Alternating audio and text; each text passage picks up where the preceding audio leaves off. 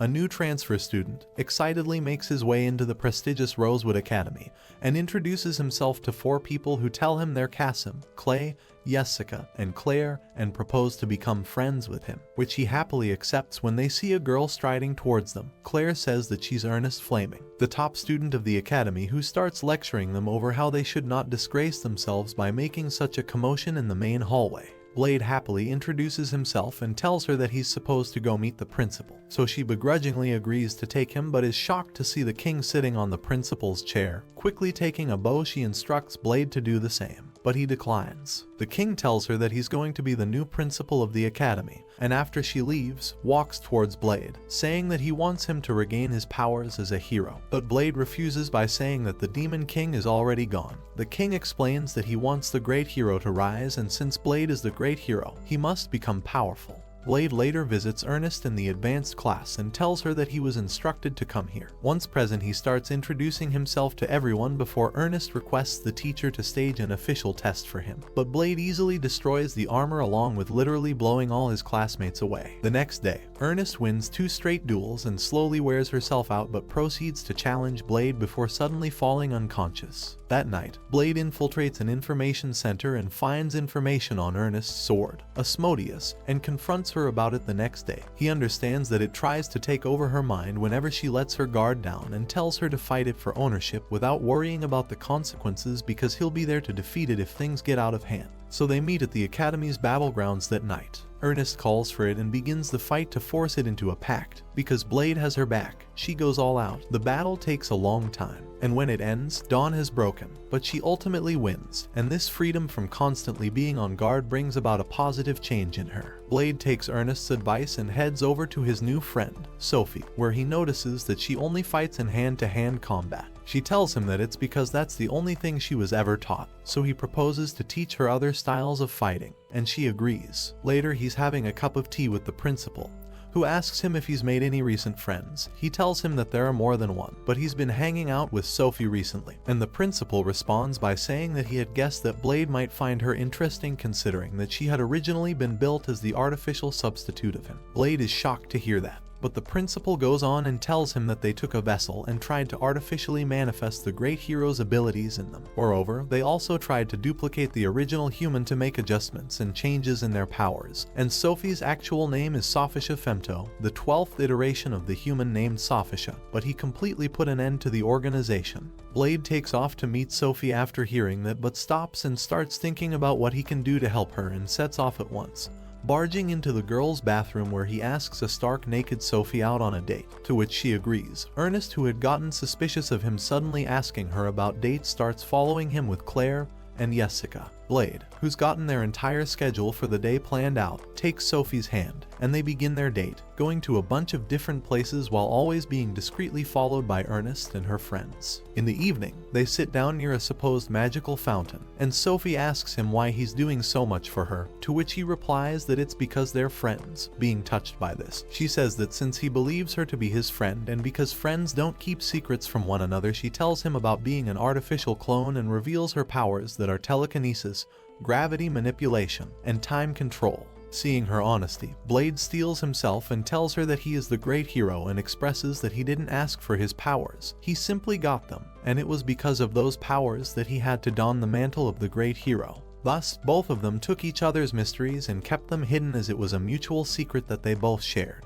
Suddenly, they hear loud, shaking noises and head into the main hall to see a large yellow dragon menacingly walking towards them, which Blade easily defeats with a kick. Once it's down, he asks why it came here and gives it some food. Turning around, he notices that everyone is silent, and Ernest disbelievingly asks him if he was able to easily defeat a dragon with a single kick. Blade tries to assure them that anyone can do it when the dragon transforms into a small girl with yellow hair. She jumps onto him, calling him parent and hurriedly babbling on about herself, but he tells her to be quiet as he tries to make sense of the situation and becomes worried about what to do, so he agrees to take her with him for the time being. At night, he's washing her body in the bathtub when Ernest embarrassingly enters and tells him that when a dragon is defeated, a fragment of its soul remains, which later incarnates itself into the shape of the stronger being that finished it off. Later, Blade visits her while she's asleep before going to talk to Ernest about her. She tells him that the reason Ku believes herself to be the strongest is probably that she's never actually met her parent. Blade tells her that if he abandons her now, she'll end up being all alone again, which is why he'll keep taking care of her. The next day, Blade tries to find Ku but isn't able to, so he visits his room and finds her playing with puppets mimicking different students, who ask her to be their friend.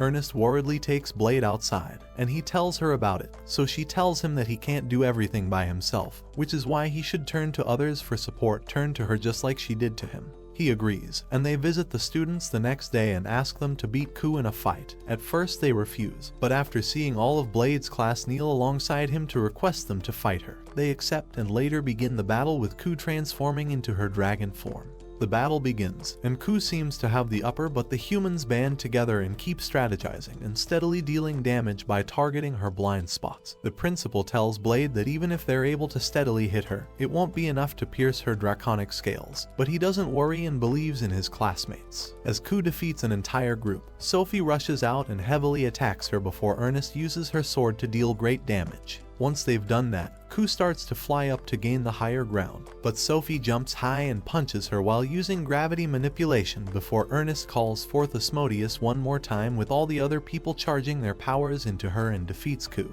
She returns to her human form again, thinking that she's weak, but Blade tells her that the humans are just stronger, so she apologizes and asks them to be her friends, to which they happily agree. Later, Jessica and Claire agree to go with him to apologize to Ernest, but when they enter her room, they see that she's eating a box full of confectionaries. They tell her that they're going to make her a training schedule to get her back into shape, and she agrees, but not before taking another bite off a donut. The next day they begin the training and have her do simple exercises, but it doesn't work, so she finally decides to use the demon present in her sword take over her body for a set amount of time since it will burn her calories much faster. She heads over to the battlegrounds with Blade and lets Asmodeus take over her body, when it gains control and transforms her into the Fire Devil form. She tells him that he just needs to hold this form for a few minutes, and it agrees, saying that it's quite effective since this form uses up around 10 million calories per hour. At night they visit Ernest but see her once again eating sweets with Ku, and she reassures them by saying that since her demonic transformation easily slims her figure, it's alright for her to eat as much as she wants. While walking in the hall, Claire calls Blade and he makes his way toward her where she introduces him to her friend Maria, who says that she would like him to do her a favor. Blade agrees and asks her what it is, to which he says that she wants him to kill her. Later at dinner, she clarifies that she meant it to kill her if her powers went berserk. She tells him that she has the powers the Demon King stored inside her which may take control of her. Blade and the others warmly agree to help her, and they go to the battlegrounds and tell her to go all out. Maria agrees and starts taking her seals off that are present on both her arms and legs, but she hesitates to take the final pendant, so Blade assures, and she takes it off and loses consciousness before the demon takes control and changes forms. All of them charge forward to attack, but Maria easily defeats them all. Seeing his friends defeated, Blade finally rushes in before Ernest wearily walks up to him and gives him her demonic sword, which he gratefully accepts, channeling the power of Asmodeus along with his own.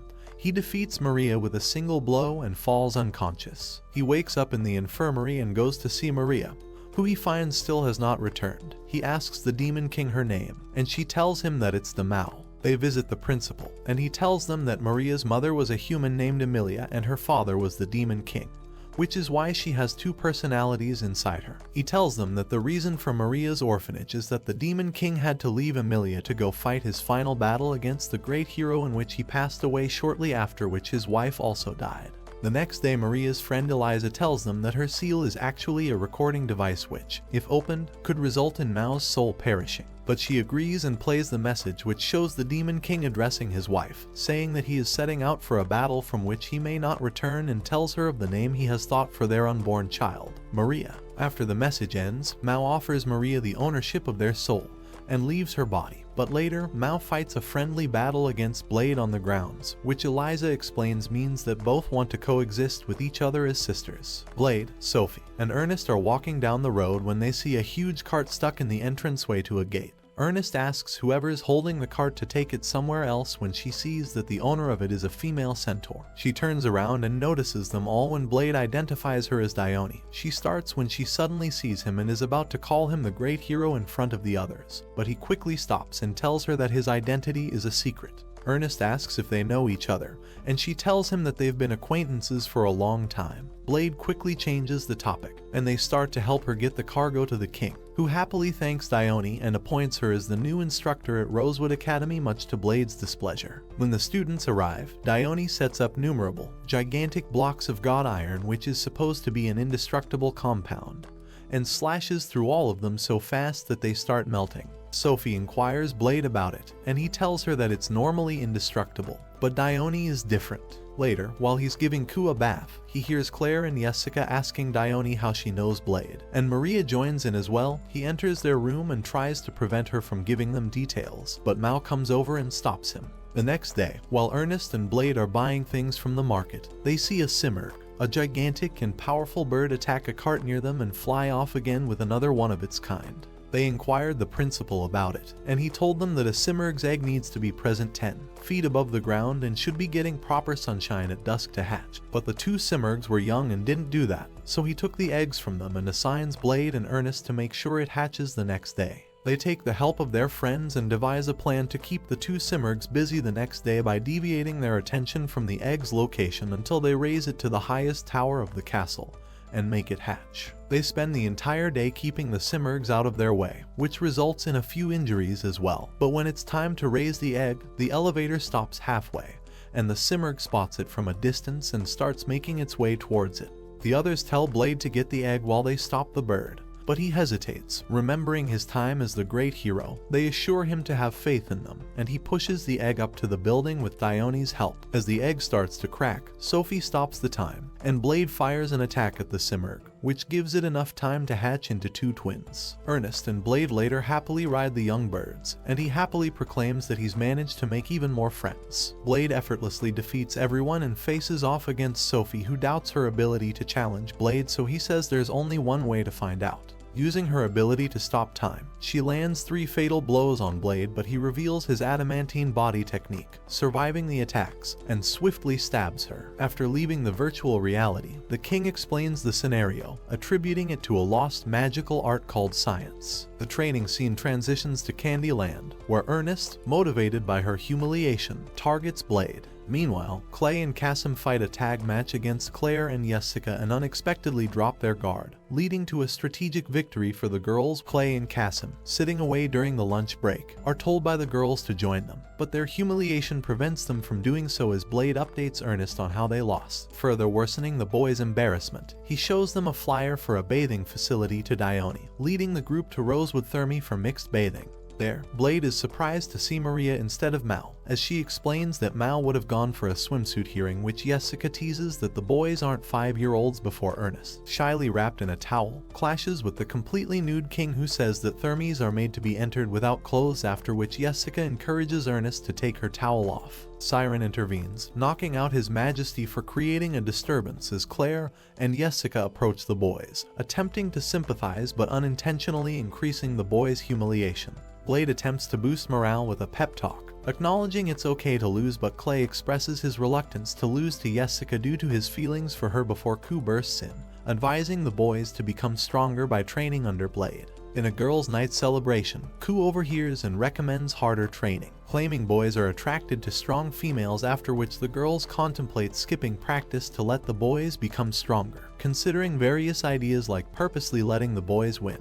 The next day, in another virtual battle, the now trained boys and girls fight fiercely, with the girls winning against them once again, but this time, they reconcile, with the boys realizing the girls aided them in learning their fighting spirits, jokingly accusing them of ganging up on them before Ernest scolds the boys for thinking it's wrong to fall in love with someone stronger. The girls discover a robot searching for Blade and find it cute, so they decide to take it to him. Meanwhile, Blade readies himself in the arena with Ku, conserving energy for critical moments. When the girls arrive with the robot, Blade is initially startled and uses Dragon Eater to destroy it, much to the girls' displeasure, after which he explains it's a guardian and will regenerate. The next day, the android reappears in a new form resembling a girl and questions Blade about her appearance, crafted after analyzing the male psyche, and promptly attacks him. Despite Blade using Dragon Eater again to defeat her, the girls scold him for lacking mercy. That evening, the android rebuilds herself, revealing she is in observation mode to defeat Blade, so Claire suggests she join them to find another way.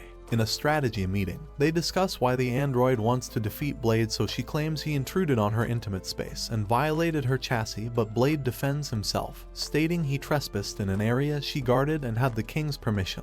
They decide to separate the girl, Ayana, from the mother computer to hinder her self-reconstruction, hoping it will make Blade reconsider attacking. Ayana battle. Before it begins, Ayana informs Blade of the modification, so he holds back to avoid destroying her, and Ayana takes advantage, winning, after which Blade admits defeat, appreciating her for preventing him from using small attacks. That night, Sophie and Ayana insist on watching Blade fall asleep to prove devotion and share personal feelings, with Ayana revealing her isolated past and growing close to Sophie. The next morning, Blade checks the counter, which has slowed but not stopped, saddening the students. Ayana wishes to stay but promises to leave after, as she doesn't want to harm anyone, and a farewell party is thrown, where Sophie emphasizes enjoying it as a friend, not a command. When it's time to send Ayana off, she thanks Sophie for showing her humanity, gives regards to Blade, and expresses gratitude to everyone. As the counter reaches 0, she doesn't detonate, and people look at each other in confusion until Blade explains he convinced Mother to reconnect with Ayana, eliminating the threat before she embraces him in gratitude. Blade wins a practice fight, defeating all his classmates, with Leonard being the last one standing who, aiming to impress Ernest, challenges Blade. However, Blade effortlessly dodges his lance charge, leaving him feeling miserable for failing to make an impression on Ernest. The next day, Mao and Leonard express their desire to defeat Blade, and Mao encourages him in pursuing this goal, so Leonard decides to confront Blade, seeing it as the only way to gain recognition from the Empress. During a student meeting, Claire proposes a plan to attack Blade while he's asleep, and Jessica suggests poisoning him, but Ernest calls these methods cowardly, while Eliza justifies them, claiming Blade is a beast. Unable to agree on a specific strategy, they decide to try various methods, so Ernest attempts to use Leonard's lance but ends up breaking it. Claire's attempt to attack Blade in his sleep is thwarted by Ayana, who keeps a vigilant watch over him at night. The next evening, Leonard's fixed-up lance malfunctions and explodes before he can attack, leading to Blade defeating all his classmates with a single strike. Facing a lack of challenges, Ernest introduces new competitions like rock, paper, scissors, the ice bath challenge, and the steam bath challenge, but Blade wins in all of them. As the students run out of ideas to overpower Blade, Ernest remains determined. They recall the strategy they developed for Ayana when she held her life hostage against Blade and decide to implement something similar. The girls, jealous that the teacher will be saved by Blade, start arguing and request the terrorists to hold them hostage as well. Blade, unaware of the concept of hostages, questions the boys about their masks, revealing he knows it's make-believe. Kasim proceeds with the plan, threatening to use the girls as bait unless Blade accepts defeat, as Leonard pressures him to give up, drawing a parallel with the Ayana situation. But Blade refuses, recognizing the difference in circumstances, so Leonard grabs Ernest, holding a sword to her neck in a threat to slit it. In response, Blade slashes, sending a gust that strips the boys' clothes and leaves them naked. Ernest, infuriated, joins the others in attacking Blade, only to be humbled once again, leading the students to give up hope of defeating him. Blade asks Ernest about a celebration in the lunchroom, and she's surprised he doesn't know it's a birthday party. Later, during tea time, Dione informs Ernest that Blade's birthday is in about a month, so the girls plan something special. The next day, the king tasks students with venturing out to consume 100 million calories each, warning of dangerous beasts in the forests. At night, students work at the settlement, while Blade rests in the bath, where Ernest joins him, asking about his past before Claire interrupts, pushing her away. The next day, all students assemble as the Emperor announces a new goal: collecting ingredients. Ernest, Blade, and others face the cabbage cultivar, and she overcomes it with students' help. That night, the students feast on dinner, learning about the accomplished task and the final ingredient they'll face. The next day, the group faces the Beast King, slashed in half by another monster. The Emperor orders them to fight a behemoth, so the students try attacking, but Leonard uses absolute defense to protect them. Blade needs to exceed his strength limit, and Mao helps him initiate the Holy Demon Blade, with which they manage to defeat the behemoth, and later Blade lies in Mao's lap. The next day, Blade visits the doctor, learning he can use 18% of his power. In the lunchroom, his friends suddenly surprise him, celebrating his birthday with a feast. Despite not knowing his birth date, they know the day he was fostered. Seeing this, Blade holds back tears, recalling an old saying that boys don't cry, but the king assures him that it's okay, so he starts crying tears of joy. During an arena training session, the boys are surprised to see Sophie's doppelganger wielding a sword, and thinking it's Sophie, asks her to use it, so she performs the Dragon Smash move and accidentally tears Clay and Kasim's clothes before Sophie intervenes, promising to protect Blade. Meanwhile, Yoon uses Dragon Smash to disappear and returns to a warehouse with more clones, where they express frustration that he didn't complete the mission. Trios talks down to her, and she tells Sync to destroy her before Dew kisses Yoon to transmit data, and they share the information before the warehouse explodes. The same day, students practice combat in the arena before Duke suddenly appears, sparking a fight with Blade. Sophie challenges Dew, but she quickly runs away. During lunch, students discuss the recent doppelganger appearances, and Blade notices Sophie acting strangely as she swears to protect him. In the warehouse, the prototypes discuss killing Blade before an unknown entity summons them, reiterating their mission to kill Blade. That night, Sophie enters Blade's room while he's asleep, but Ayana assures her everything is okay. She then encounters Yoon, who she tries to talk out of attacking, but Yoon attacks her. Sophie deflects the hit and throws her on the ground to mount her, stopping right before striking, and decides to let her go. The next day, Sync shows up in the VR world, chasing Blade and attempting to punch him as Blade gets hit, trips, and Sync beats his head into a pulp. Exiting the VR, his friends explain that Sync thought it was real and left. Later that day, Sync bursts through the building wall looking for Blade. Infuriated, but Blade and Ayana run through corridors as Sync chases them before Dew bursts into the corridors, chasing Blade, who runs into the hall, where mages are ready to cast spells. The mages cast spells but are unable to stop the doppelgangers, so Ernest and Blade step in to defend the mages. Sync and Quatter create a black hole, and Sophie jumps in to conceal it in her palms as Blade manages to see all the other doppelgangers. Later that day, Sophie wakes up and apologizes, but Blade assures her there's nothing to worry about, so she explains the clones were created by the Artificial Great Hero Project with the same technology as her. She tells him about how the king rescued her and how she changed, after which Blade expresses a desire to make friends with them. But Sophie believes it's not possible as they are programmed that way. The students confront the king about Sophie's disappearance, and Ernest criticizes him for allowing her to leave, but Blade points out he isn't happy about it either. Despite knowing Sophie left to keep them safe, the students decide to leave at dawn to help her. The next morning, Blade is surprised to find everyone there. They reach an abandoned warehouse and confront Sophie about leaving, after which she explains the creation of the Artificial Great Heroes and reveals that the project continued despite being officially closed. She says that her past caught up with her, and she feels the need to return to where she came from, so Ernest and Blade comfort her, promising to help save the other artificial great heroes. As the artificial heroes seek advice from an old scientist, Yoon receives an invitation from the group to fight Blade. Meanwhile, Blade arrives in the arena ready to battle, with his friends in the stands. The artificial great heroes arrive for a 1v5 confrontation,